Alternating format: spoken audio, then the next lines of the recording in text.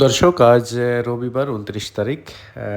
উপদেষ্টা আসিফ মাহমুদের ব্যাগ থেকে একটি ম্যাগাজিন এবং একটি গুলিসহ উদ্ধার করেছেন এয়ারপোর্ট কর্তৃপক্ষ।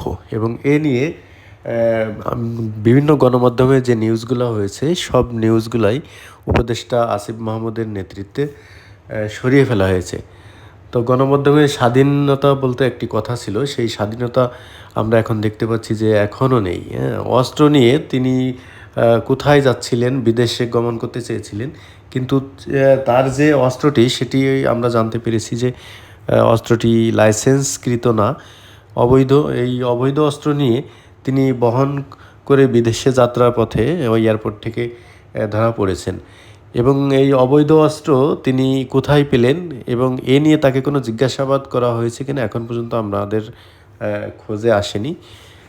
এবং এটি নিয়ে বিভিন্ন মহলে বিভিন্ন রকম কথা উঠতেছে, কিন্তু আসিফ মাহমুদের পক্ষ থেকে এখনও স্পষ্টভাবে কিছু জানানো হয়নি বা কিছু বলা হয়নি। এই অস্ত্রটি তিনি কোথায় পেয়েছেন এবং কেন তিনি একজন উপদেষ্টা হিসেবে, এবং অস্ত্র বহন করতে হলে আপনার লাইসেন্স করতে হলে অবশ্যই 30 বছর বয়স হতে হবে, এবং আমাদের জানা মতে আসিফ মাহমুদের এখনও 30 বছর বয়স হয়নি। তার বয়স এখন 27 বছর চলে।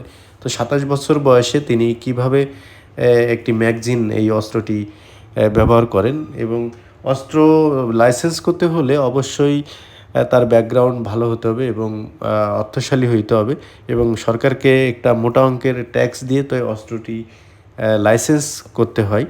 সে বিষয়ে আমরা জানতে পেরেছি যে আসিফ মাহমুদের এখনও ওই রকমের কোনো অ্যাবিলিটি নেই যে অস্ত্রটি তিনি লাইসেন্স করেছেন। এবং এই অস্ত্রটি কোথায় এবং কিভাবে, কোথা থেকে এলো তার ব্যাগে, তিনিও এটা নিয়ে কোনো কিছু বিবৃতি দেন নাই। তবে আমরা জানতে পেরেছি তিনি এই অস্ত্রটি বহন করেছেন, এজন্য দুঃখ প্রকাশ করেছেন।